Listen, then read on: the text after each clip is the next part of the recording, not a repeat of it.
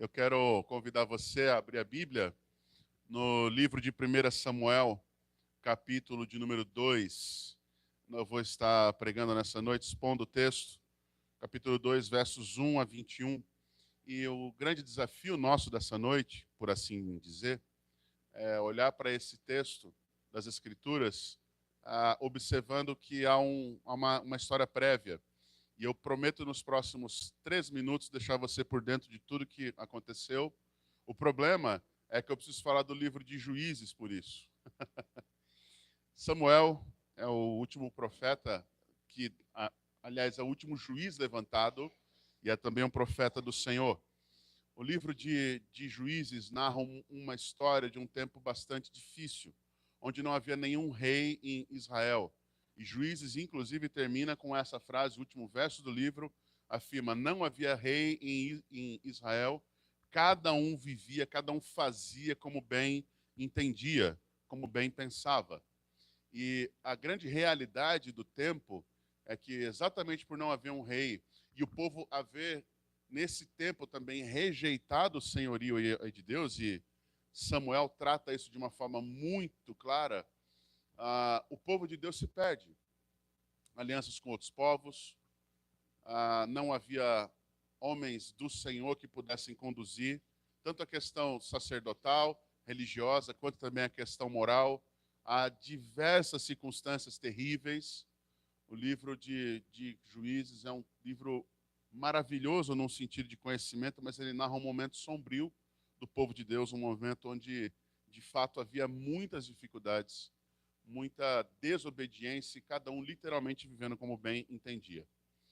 O livro Contexto também é o livro de Ruth, ele faz parte dessa mesma época, tanto que o livro de Ruth narra, né, aquela história de uma família que, no meio daquela escassez que estava havendo, Elimeleque e os seus, ao invés deles aguardarem no Senhor e esperarem o tempo do Senhor, eles vão para uma terra de feitiçaria, para a terra dos Moabitas, um local completamente distante, o pior local onde eles poderiam ir, e eles querem fazer de lá o seu lar.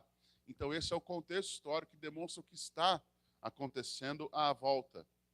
Nesse meio tempo ainda há um povo, ainda há gente buscando o Senhor, e sem dúvida há muitas circunstâncias que são relevantes para a gente trazer à tona.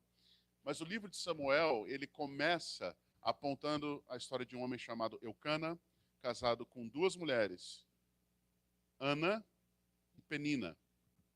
Penina tinha filhos, Ana, porém, não tinha filhos.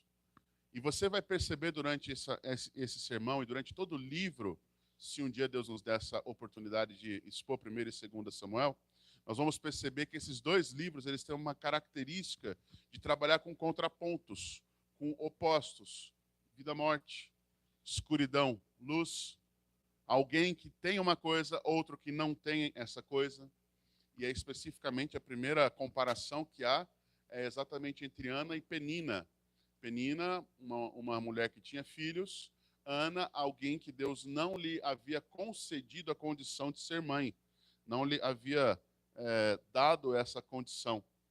E o texto bíblico demonstra de muitas formas essa história de um jeito bem interessante. E o capítulo 1 ainda mostra essa Ana, essa mulher que não tem filhos, buscando o Senhor de uma forma muito íntima, muito pessoal. Contrário, talvez, do que o povo estava fazendo, ela se prostra diante do Senhor e no templo, naquele local de oração deles, a partir do verso 9, você vai ver que ela realmente levanta um lamento diante do Senhor. E aquele lamento expressa-se em lágrimas, expressa-se em um coração quebrantado, mas expressa-se em um pedido, um clamor a Deus por um filho. O sacerdote da época, Eli, está ali e ele ainda olha para ela, balbuciando palavras em meio a sofrimento e fé, e diz a ela: olha, larga esse vinho que você está bebendo, você não pode ser desse jeito. E ela fala: olha, eu sou uma mulher compungida, contrita de coração, meu Senhor. Eu não estou bêbada, eu estou clamando a Deus por algo que apenas o Senhor pode fazer. Verso de número 16 afirma: não pense que essa tua serva é ímpia, eu estava orando assim até agora, porque é muito grande a minha ansiedade, a minha aflição. diante do sacerdote do Senhor, ela ouve essa fala agora, resposta dele dizendo: vá em paz e que o Deus de Israel lhe conceda o que você pediu e que você possa encontrar favor aos seus olhos. E ela volta para casa. Mas ela volta para casa com uma situação diferente, agora não mais com o semblante caído, ela come, tem a sua restauração, tem o seu contato natural com o seu esposo e num tempo certo posterior, ela de fato está grávida e ela de fato tem um filho e ela põe o nome desse filho de Samuel. Samuel é um filho de um milagre. Samuel é o filho que, inclusive, o seu nome significa ao Senhor pedir. Todos os nomes que terminam com El têm a ver com Deus. Daniel, Samuel, Joel. Todos esses nomes e vários outros que há nas Escrituras, eles apontam, afinal, El tem a ver com Elohim. Estávamos há pouco cantando aqui, né? Inclusive, um parênteses rápido. Você que é novo e está vindo aqui há pouco tempo e vê a gente cantar uma música com essa com palavras que você nunca ouviu falar, fique tranquilo, a gente não está maluco, não.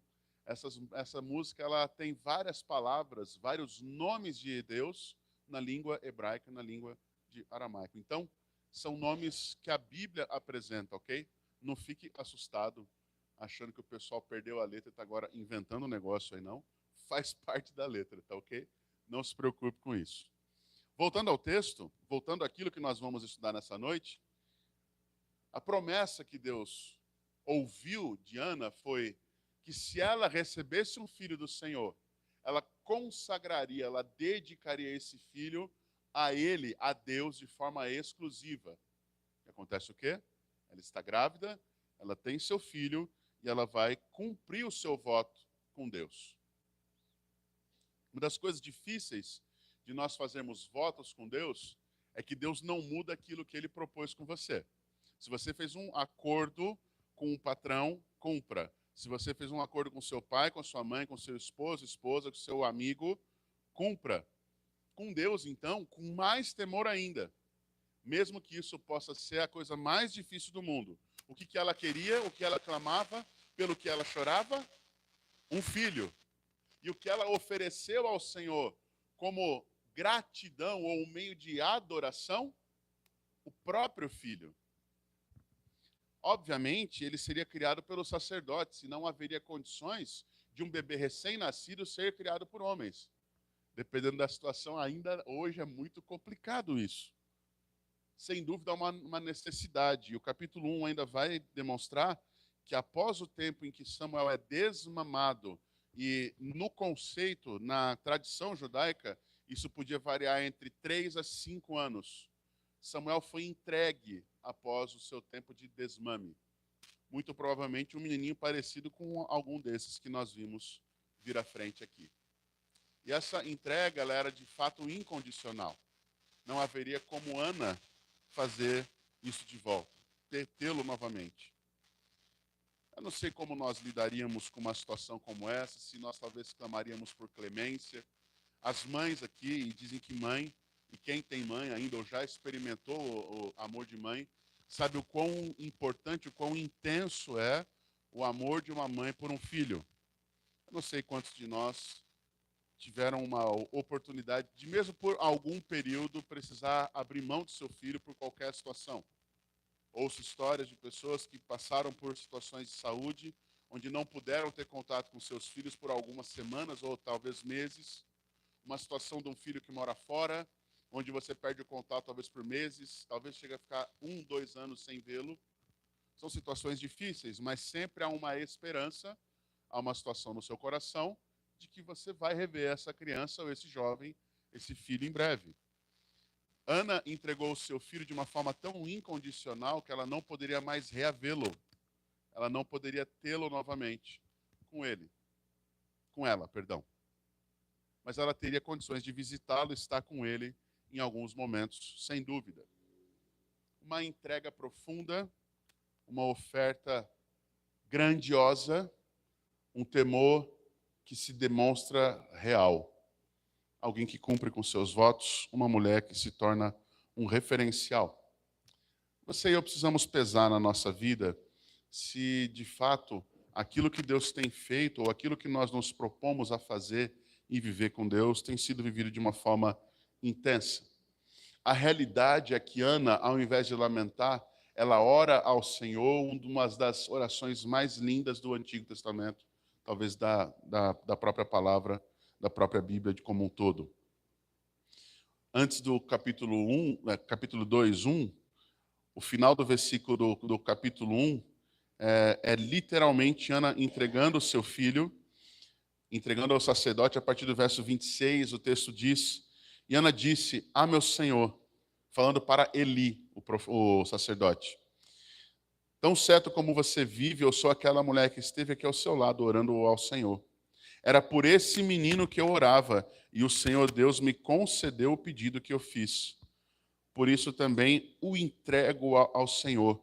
Por todos os dias que viver, será dedicado ao Senhor. Como ela faz isso? A resposta final é uma atitude, a descrição da última frase desse versículo.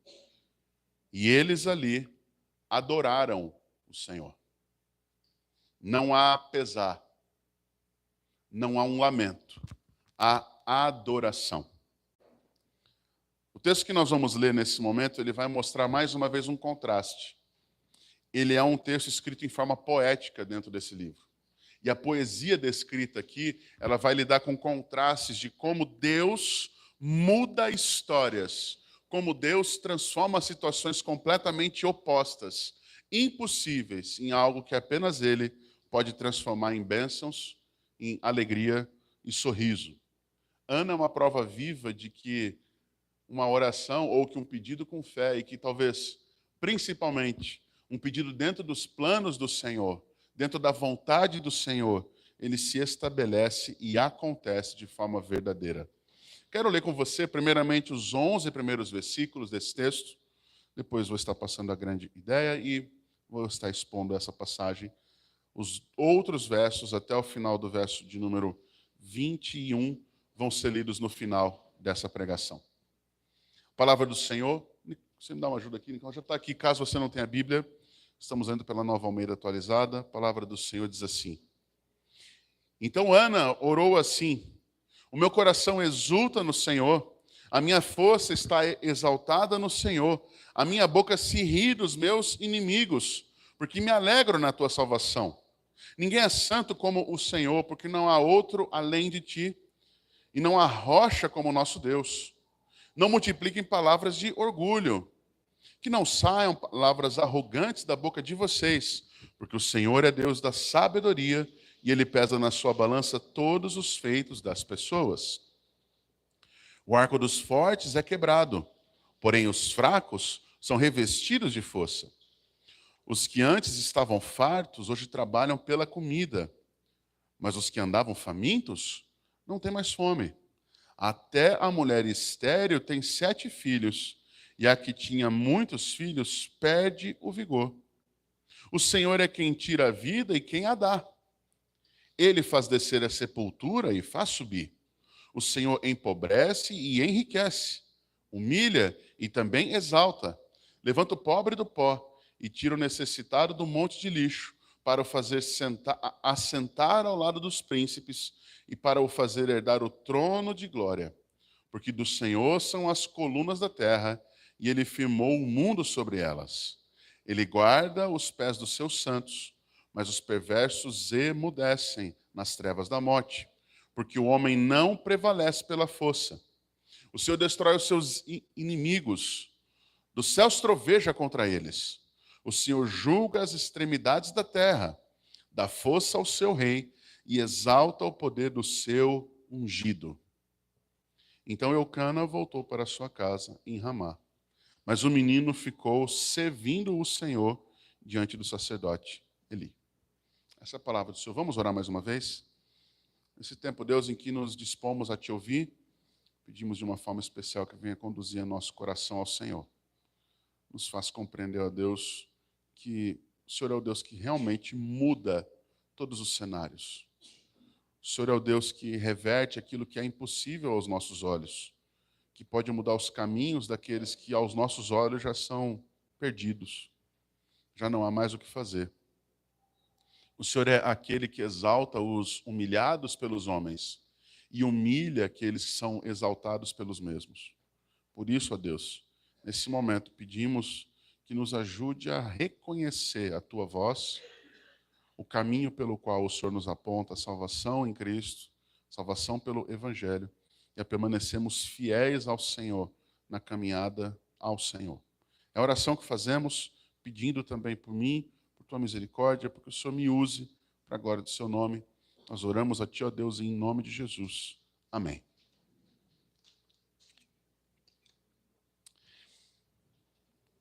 É uma história de reviravoltas. Uma vez uma mulher na América do Norte, lá na década de 90, foi contratada para ser faxineira em uma escola. Ela mal sabia ler, mal sabia fazer contas. E na caminhada em que ela esteve fazendo isso, ela teve uma oportunidade de, trabalhando lá, começar a estudar. Com seus 20 e poucos anos, 2 filhos pequenos, estudando, trabalhando, um caminho difícil, mas sem dúvida um caminho que poderia mudar a vida dela. A história conta que 22 anos depois, ela formada naquela escola, graduada em uma universidade, volta para aquela mesma escola na posição de diretora. Muito interessante como o mundo pode dar reviravoltas. Mas uma das coisas mais importantes que há é que ela, enquanto diretora daquela escola, tem os seus filhos ali servindo, crescendo, caminhando. Tempos depois, mais alguns anos depois, um dos seus filhos é eleito prefeito daquela cidade. A decisão que aquela mulher tomou de não apenas trabalhar, mas ter uma vida diferente, buscar algo diferente sobre a sua vida, trouxe uma reviravolta em tudo o que aconteceu ou nos caminhos que aparentemente estavam destinados. Ana poderia muito bem ser uma mulher absolutamente conformada com a condição que ela ali vivia, com as humilhações que ela tinha sobre Penina, mostrando os seus filhos a ela, enquanto ela não tinha filho nenhum. Mas ela recorre ao Senhor de uma forma profunda. E a profundidade desse clamor dela ao Senhor move o coração do Senhor a não apenas abençoar a vida de Ana com um filho, mas a mudar a história de Israel por meio do filho que lhe foi enviado. Samuel, ele não apenas é um filho resposta para Ana, mas ele se torna alguém que serve ao sacerdote ali. E esse menino, quando cresce, ele assume o posto de sumo sacerdote em Israel. O líder do povo de Deus, religiosamente falando, ou de forma de divindade, ele era um homem que conduzia o povo ao Senhor. Ele é o homem que pouco tempo depois vai ungir Davi, o rei segundo o coração de Deus, como rei de Israel, respondendo ao povo como aquele que realmente representava o Senhor ali. Às vezes nós não medimos e não conseguimos saber quais serão as consequências daquilo que o Senhor nos dá em mãos. A realidade é que Ana, quando entrega o seu filho, ela tem uma reação completamente diferente do que lamento ou qualquer outra coisa. Ela ora ao Senhor com gratidão. Versículo 1 começa dizendo isso: o meu coração exulta no Senhor. A exultação é por reconhecer que Deus faz reviravoltas, que Deus muda histórias. A grande ideia do nosso texto hoje é exatamente mostrar isso. Deus reverte as expectativas humanas, exaltando os humildes e preparando a salvação por meio do seu servo fiel. Reconhecer que Deus muda histórias deve ser motivo de alegria nos corações. O coração dela exulta no Senhor. O coração dela, e esse Senhor, de novo, falei isso aqui nos últimos 3 sermões. A palavra Senhor no Antigo Testamento inteirinha em maiúsculo é o quê? É o Deus da aliança, é o Deus Adonai, é o Deus Yahvé, é o Senhor de todas as coisas. Esse Deus é o que transformou a vida dela. E o coração dela exulta, se alegra, cheio de gozo, felicidade, que não são mensuráveis, não é como você dizer. Ela exulta no Senhor. E ela ainda afirma: a minha força está exaltada no Senhor. Ela, que no primeiro momento é mostrada como uma mulher balbuciando palavras em lágrimas, Agora, a força dela. E aqui uma coisa interessante, uma curiosidade. A palavra do texto original é: o meu chifre está exaltado no Senhor. No contexto de hoje, falar de chifre num casamento é complicado. Não é esse o contexto da época. Chifre é um símbolo dos animais poderosos.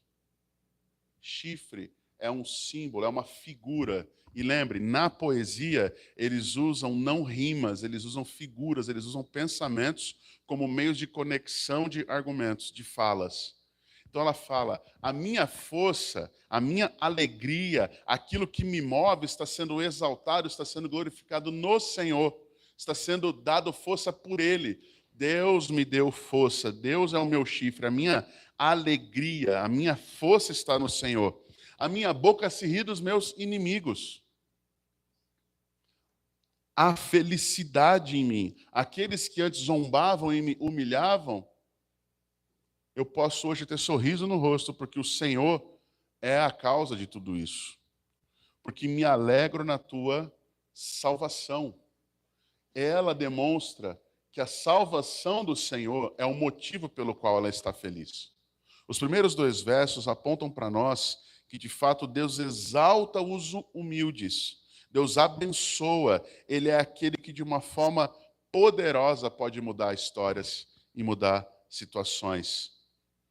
Como eu falei, o texto vai demonstrar diversos contrastes. E os contrastes, eles vão desde sentimentos até as situações.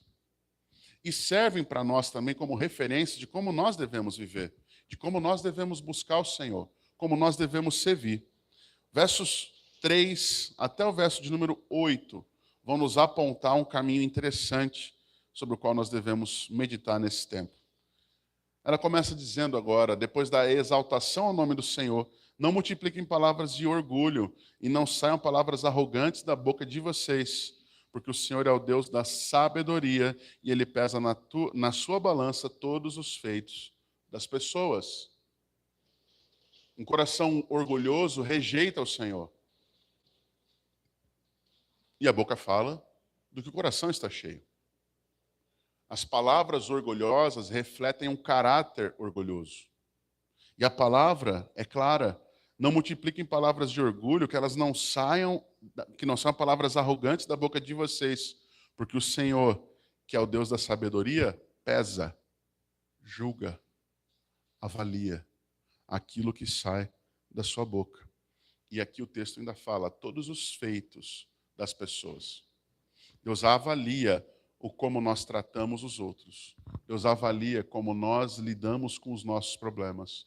Deus avalia como nós lidamos com aquele mais fraco, aquele que não pode me retribuir. Deus avalia como eu lido com os poderosos. Deus avalia como eu lido com Ele.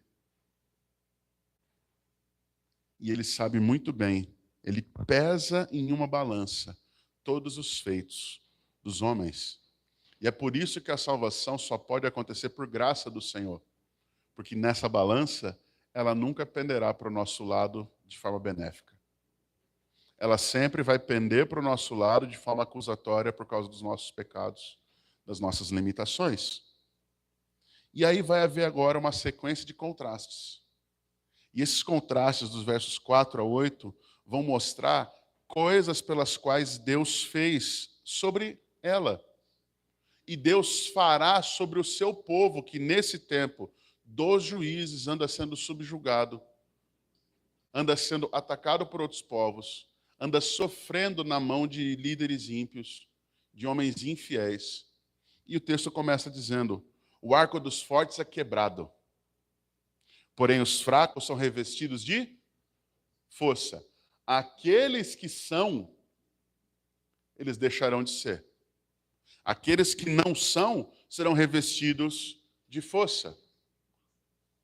Os que antes estavam fartos, verso 5, eles agora o quê? Trabalham pela comida. Mas os que andavam famintos, aqueles que estavam cheios de problemas ou não tinham condições, esses serão... Peraí que sumiu da minha Bíblia aqui, achei. Eles não terão mais fome. Olha o contraste. O faminto comerá. Quem tinha em fartura vai ter dificuldades. Por quê?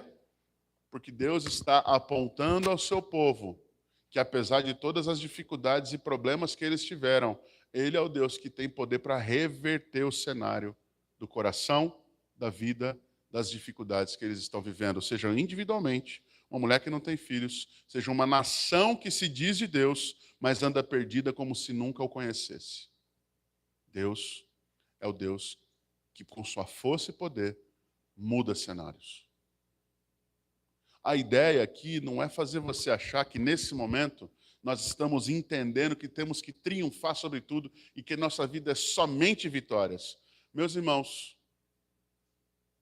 todos os que passam por dificuldades podem provar com as suas vidas que a nossa vida, de fato, não é somente vitória. Não é somente algo que você pode ter sabor de mel nos seus lábios o tempo todo. Muitas vezes a dor, muitas vezes há sofrimento, muitas vezes há dificuldades. E muitas dessas situações, elas perduram dias, semanas, meses, talvez até anos. Mas nenhuma dessas circunstâncias, ela não pode ser revertida por Deus.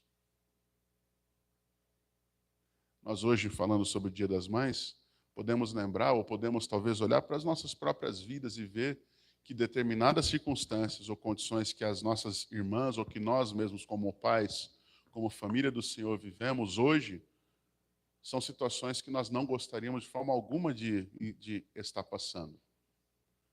Doenças, filhos afastados de Deus, casamentos rompidos, famílias quebradas. O pecado ele existe exatamente para que essas coisas aconteçam. E aparentemente o arco do pecado é muito forte.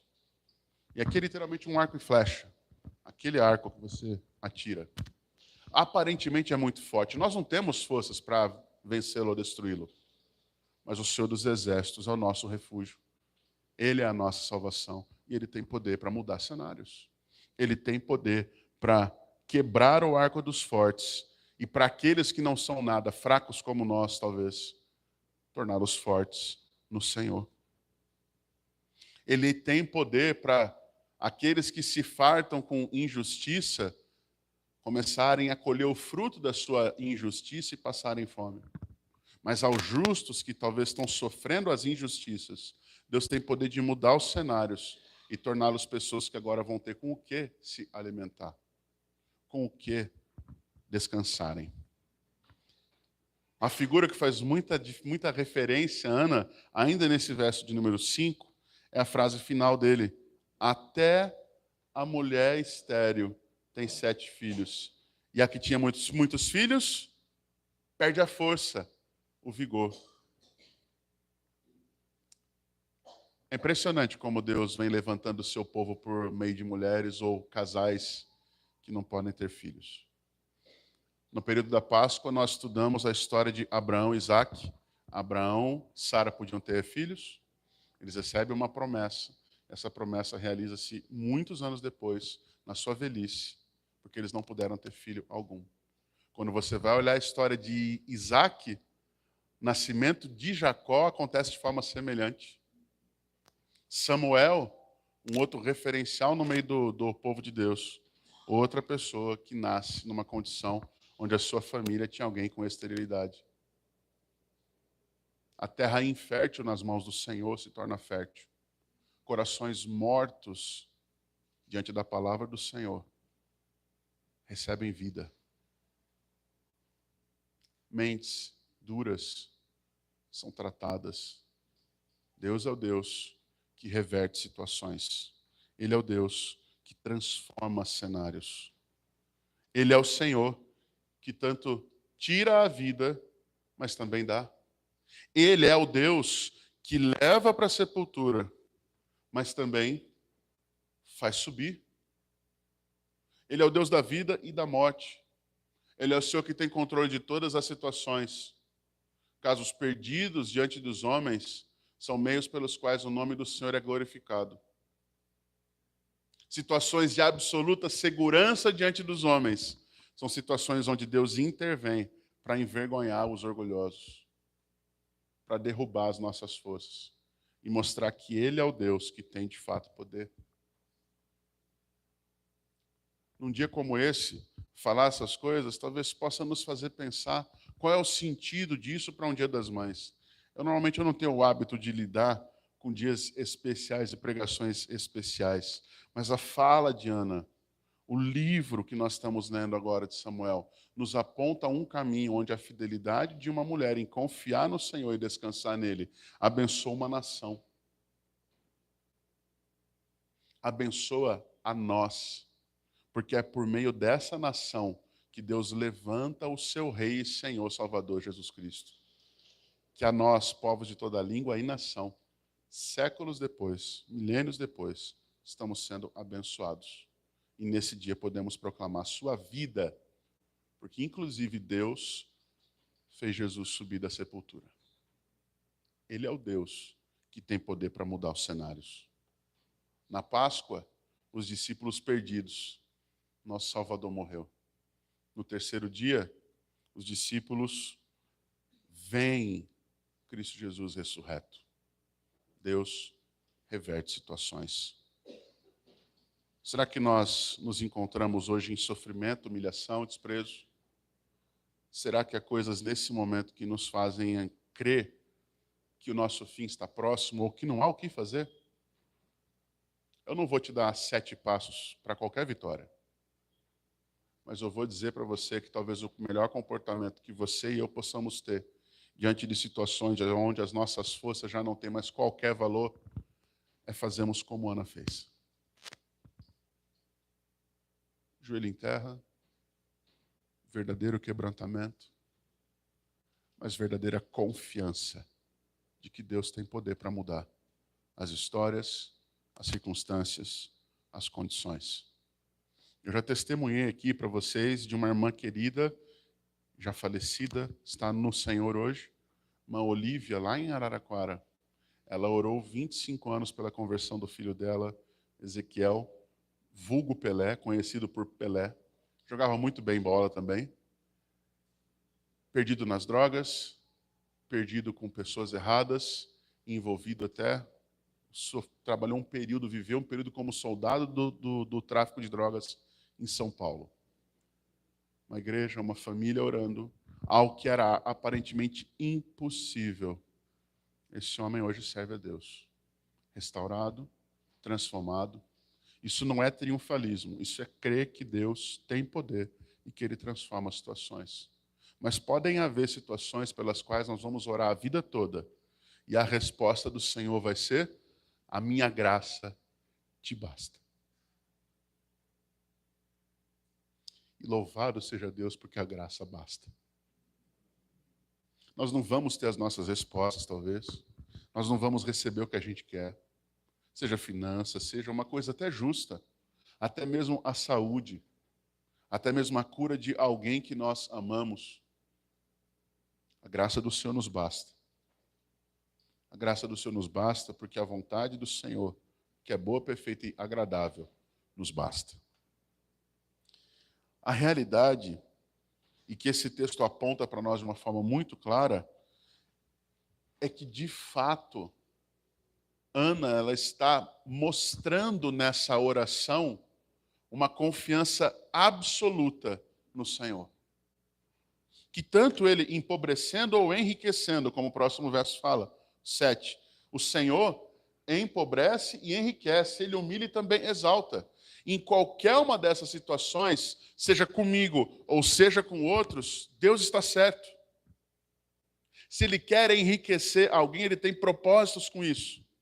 Se Deus quer empobrecer alguém, Ele tem propósitos bons, perfeitos e agradáveis com isso. Ele continua escrevendo a história com precisão, com domínio, com senhorio, com autoridade, com soberania. A nós cabe confiar no Senhor. A nós é necessário descansar no Senhor. Se Ana talvez não tivesse recebido o seu filho, com certeza talvez nós não teríamos as mesmas palavras aqui. Mas muito provavelmente ela seria uma mulher que continuaria testemunhando de que Deus é bom, Deus é justo, Deus é perfeito e que confiar nele basta. Ele é o Deus que levanta o pobre do pó, que tira o necessitado do monte de lixo. Ele é o Deus que pega esse homem e faz-o assentar ao lado dos príncipes. O que estava no meio do lixo, Deus tem poder de colocá-lo entre os príncipes, entre os líderes, para fazer herdar o trono de glória, porque do Senhor são as colunas, os fundamentos, os alicerces da terra. Do Senhor são. Ele firmou o mundo, ele criou o mundo, ele criou as coisas como elas são. Ele tem domínio sobre todas elas.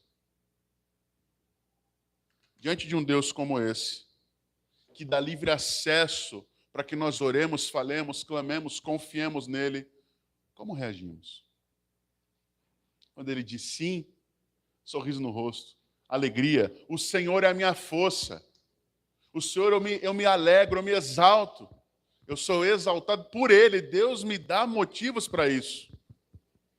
E quando Deus diz não, confiamos, nos alegramos, descansamos no Senhor. Há uma realidade que tem que ser trabalhada nesse texto, porque ele sim, de fato, guarda os pés dos seus santos. E é o que a próxima passagem dos versos 9 até o 11 vão nos apontar. Deus guarda os pés dos seus santos. Ele guarda os passos pelos quais eles andam. Mas os perversos emudecem nas trevas da morte. Por quê? Porque o homem não prevalece, ele não vence pela sua força.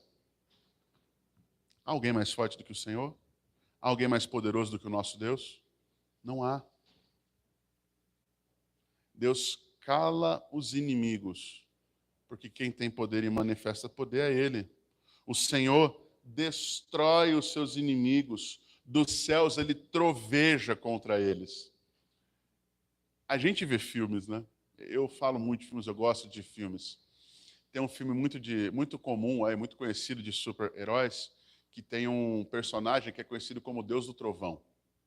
Todo mundo já sabe quem eu estou falando, certo? Acho que a maioria. Não vou ficar falando de nome de outros deuses aqui, não. O fato é que esse homem, o Thor, quando ele está nas lutas, só para deixar você, eu sabia que vocês iam rir.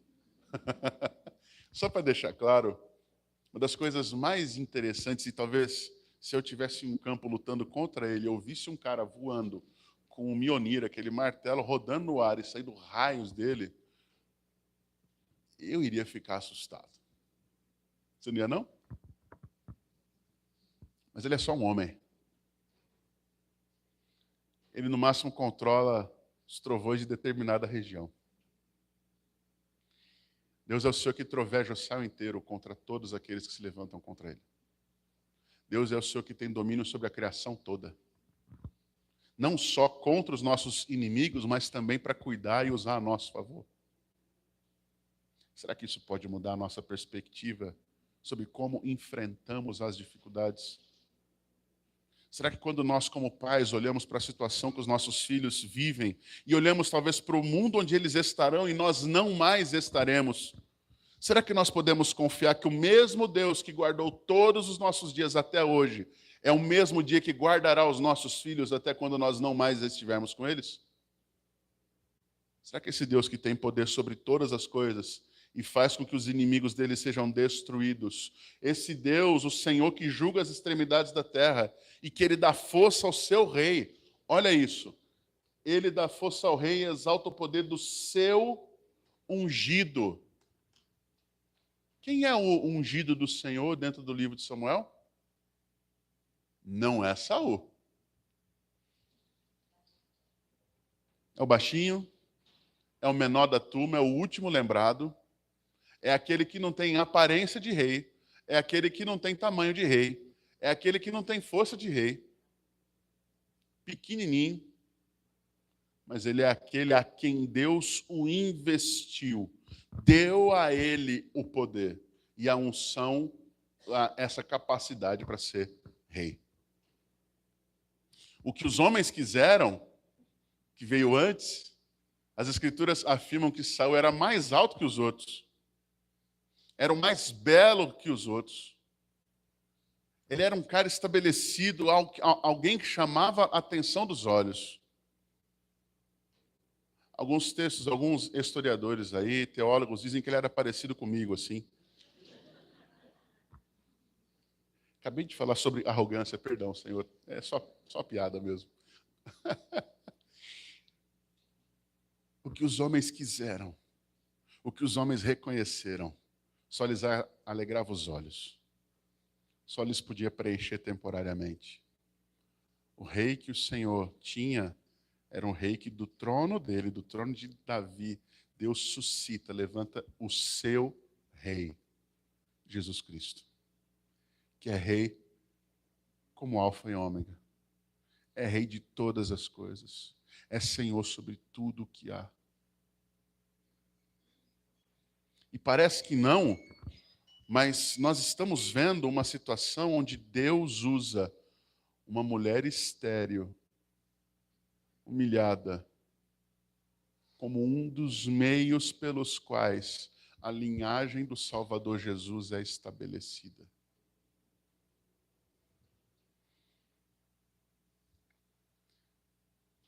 Deus exalta, Deus usa os seus filhos. Mas talvez num primeiro momento, aquilo que Deus está fazendo não nos atrai aos olhos. Mas sem dúvida, diante do seu poder, Ele é o Senhor que tem capacidade para fazer que o seu ungido, o seu rei, se levante, mesmo no meio de todas as oposições ou situações impossíveis. O fato é que quando Ana termina tudo isso, termina essa oração, Eucana, o seu marido e ela voltam para casa em Ramá. Mas o menino Samuel, ele fica servindo o Senhor diante do sacerdote Eli. A palavra servindo aqui é uma palavra bem interessante. Ela tem 2 ou 3 traduções possíveis. Servindo é uma, ministrando é outra, adorando é outra. Lembra que eu falei que o texto aponta para contrastes? E a parte final dele chegou agora, e essa parte final a gente vai passar muito rapidamente, porque o objetivo nosso é apenas mostrar o contraste. Nós acabamos de ver todo o desenvolvimento com o Senhor. Ao contrário de Ana, que se importava, e de Samuel, que vem crescendo diante do Senhor, esses homens, os sacerdotes, não se importavam com Deus. E a forma como eles lidam com isso é interessante, porque também antes de se queimar a gordura, o servo do sacerdote vinha e dizia ao homem que estava ali oferecendo o sacrifício: dê um pedaço dessa carne para o sacerdote assar. Ele não aceitará carne cozida, mas apenas a carne crua. O homem gostava de churrasco, ele queria assar. Se já tivesse mais ou menos cozido, já cancelava na hora o pedido. Qual é o problema dele? Se o ofertante respondesse primeiro, deixe queimar a gordura, depois você pega. O servo do sacerdote dizia: não, você tem que entregar essa carne agora, senão eu a pegarei à força. Sabe o que ele está fazendo? É como se alguém que viesse aqui nos nossos dízimos e ofertas e à força levasse as ofertas que estão sendo dadas aqui. O problema não é o dinheiro. Sabe para quem pertence isso? É a Deus. Sabe a quem pertenciam os pedaços de carne, as ofertas que eram dadas? É a Deus. Não é uma questão deles não terem simplesmente uma importância ou não darem importância a Deus. Eles não temem o Senhor. E sabe onde eles estão? No sacerdócio, na liderança do povo, na liderança religiosa do povo. Se os líderes religiosos daquela época eram assim, imagina o povo como era. Cada um andava como bem entendia. Por quê? Porque não havia rei sobre Israel. O que é que Deus está fazendo por meio de Samuel? Por meio de Ana? Levantando as coisas para que o rei que o Senhor escolheu, naquele momento Davi, venha instituir o seu reinado e que do trono de Davi, o rei que Deus levantou, o rei dos reis seja levantado e ele estabelecerá o seu reino de forma plena na sua volta vitoriosa e gloriosa quando o Senhor Jesus voltar. Os homens podem duvidar, os homens podem não ter temor. Era muito grave, como o texto fala, o pecado desses moços diante do Senhor, porque eles desprezavam a oferta do Senhor e eles desprezavam ao próprio Senhor. Mas parece ter um texto perdido na sequência, porque o verso 18 fala o quê? Samuel ministrava. Lembra que eu falei que o verso 11 tinha uma palavra servindo ali, que podia ser traduzida como ministrava, adorava? É a mesma palavra que está aqui no versículo 18. Enquanto esses homens desafiavam e não temiam a Deus, Samuel ministrava, servia, adorava diante do Senhor, sendo ainda menino, tinha mais temor do que homens adultos que conheciam ou que já haviam ouvido o que era a verdade.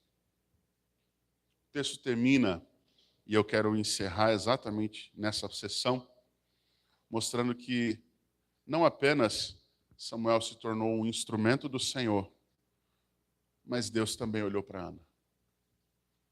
Por quê? Ana cumpriu com o propósito e o voto que ela tinha. Versos 19 a 21 estão aqui para nós agora, para a gente poder terminar esse sermão, apontando o que acontece com ela. Falando de sua mãe, a mãe de Samuel, tá bom? Sua mãe lhe fazia uma túnica pequena e de ano em ano levava ele quando ia com seu marido oferecer o sacrifício anual. Eli, o sacerdote que recebeu Samuel, abençoava Eucana e sua mulher e dizia: que o Senhor dê a você filhos desta mulher, aquela ali estéril, lembra?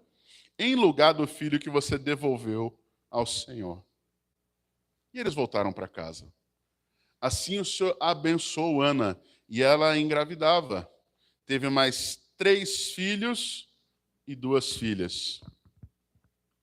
E ao contrário dos sacerdotes que estão se desviando do Senhor, Samuel crescia diante do Senhor. Como Deus lida com as situações impossíveis? Revertendo e fazendo coisas que são dignas de louvor e glória a Ele. Como Deus lida com o nosso coração nessa noite? Nos chamando a confiar. Como Deus lida com as nossas virtudes, talvez, ou defeitos? Nos chamando a entregar.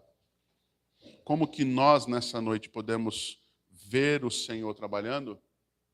Quero terminar com 4 aplicações que talvez sejam muito úteis para todas as áreas da sua vida, mas, sem dúvida, só podem acontecer ou ser fato na sua vida se houver fé genuína no Senhor. Confie em Deus na sua humilhação. Se você estiver passando por um momento extremamente difícil, dor, dificuldade, humilhação, seja por conta de outros, seja por uma saúde, desemprego, seja o que for, confie no Senhor. Por quê?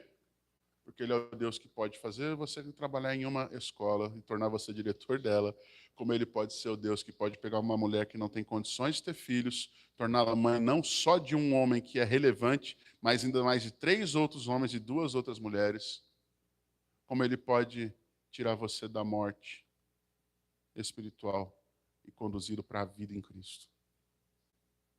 Deus é o Deus de reviravoltas. Mas é necessário que a gente olhe lá para trás, no capítulo 2, porque talvez existam palavras de orgulho no nosso coração que nos impeçam de reconhecer ou de confiar no Senhor. Talvez o nosso braço, a nossa força, seja o maior motivo da nossa fé não se desenvolver. Talvez exatamente porque você pode fazer coisas, é que você não confia no Senhor. Cuidado para o seu coração não se orgulhar. Submeta-se ao Senhor em quebrantamento e arrependimento. O quebrantamento de Ana é um exemplo sobre o qual você e eu devemos seguir. Creia que Deus levanta o seu ungido, seja ele Davi, mas principalmente nós hoje, Jesus Cristo, Senhor. Não para que nós apenas o tenhamos como um amuleto ou alguém a quem nós pedimos coisas quando precisamos de algo, mas sim como o Senhor, o condutor de nossas vidas e de nossa história, aquele que de fato é o nosso Redentor. E olhando para Samuel, ainda pequeno, creio que é necessário que nós aprendamos a servir ao Senhor em adoração constante. Se um menino de 5 anos conseguia servir e crescer em graça e santidade diante do Senhor, qual desculpa nós temos para não obedecer? Talvez seja a vaidade, talvez sejam os nossos achismos, talvez seja a nossa própria capacidade. Deus vê um coração fiel. Deus vê uma pessoa que de fato ama e busca verdadeiramente. E é comum do Senhor abençoar e usar essas pessoas para a sua glória. Deus é o Deus das reviravoltas. Talvez hoje, como diz a grande ideia do texto, Deus possa reverter a sua expectativa humana. Aquilo que você acha principal e prazeroso, Deus pode ter hoje outro caminho para a sua vida e com certeza é melhor, é mais. Mas Ele pode também trabalhar o nosso coração, exaltando os humildes. Ele também pode preparar a salvação por meio do seu servo fiel. Seu servo já veio. Jesus Cristo já veio. Ele é o servo a quem nós podemos confiar de olhos fechados em todo e qualquer momento. Ele é o servo sofredor, mas ele também é aquele que venceu a morte. Vivo está, em poder e glória voltará. Louvado, exaltado é o seu santo nome. Nós cantamos agora há pouco, hosana ao nosso Rei. Bendito é o nosso Rei. Ele é o ungido do Senhor, Cristo Jesus. Que você e eu, nessa noite, de fato confiemos nele. Quero convidar você a orar nesse momento.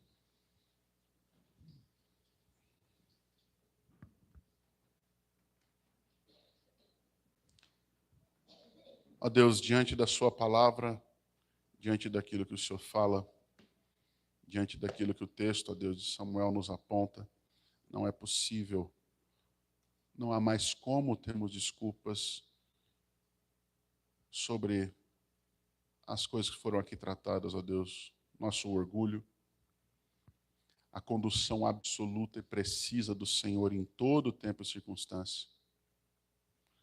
Se nós de fato cremos e descansamos em Ti ou não. Nós fomos hoje, Deus, apresentados de uma forma muito profunda a realidade de que o Senhor é o Deus que muda histórias. Como o Senhor mudou a minha história e a de tantos outros que estão aqui, o Senhor pode mudar a história daqueles que ainda não conhecem o Senhor verdadeiramente, que ainda estão presos, talvez, nos seus pecados, nas suas dificuldades, que ainda não entendem quem o Senhor é. Mas como a sua palavra hoje nos chama a crer, a confiar, trabalha esses corações, ó Deus, trabalha a todos nós, para que creiamos de forma genuína, que nos firmemos no Senhor e que caminhemos para o Senhor. Obrigado pela noite de hoje, por cada vida que o Senhor aqui trouxe, pelos visitantes que estão conosco. Obrigado a Deus, porque o Senhor tem nos abençoado de muitas maneiras e pedimos que o Senhor abençoe a todos, principalmente com a Tua presença, Tua guarda, mas com a salvação que apenas o Senhor pode dar. Alcança o coração daqueles que ainda não temem o Senhor. E se há algum de nós, ó Deus, que mesmo professando a fé em Cristo, temos agido de uma forma orgulhosa, arrogante, ou como os filhos de Eli, Hofni e Finéias, homens sem temor ao Senhor, Pai, tem misericórdia. Concede arrependimento genuíno, quebrantamento transformador, para que essas pessoas voltem-se a Ti e sejam restauradas para a glória do Seu nome. É a nossa oração em nome de Jesus. Amém. Quero chamar o pessoal do louvor à frente. Nós vamos cantar mais uma música e ainda não terminou. Ao término dessa música, as crianças estarão voltando e nós vamos fazer a homenagem às mães no nosso culto de hoje. Parabéns a todas as mães. Minha mãe talvez vai assistir esse culto online. Ela é uma bênção na minha vida, a amo profundamente. Que Deus a abençoe da mesma medida que eu clamo pela bênção do Senhor sobre cada mãe aqui presente. Que vocês continuem sendo instrumentos do Senhor, mulheres sábias, testemunhos vivos, meios de bênção sobre a vida dos seus filhos e dos seus lares. Deus abençoe.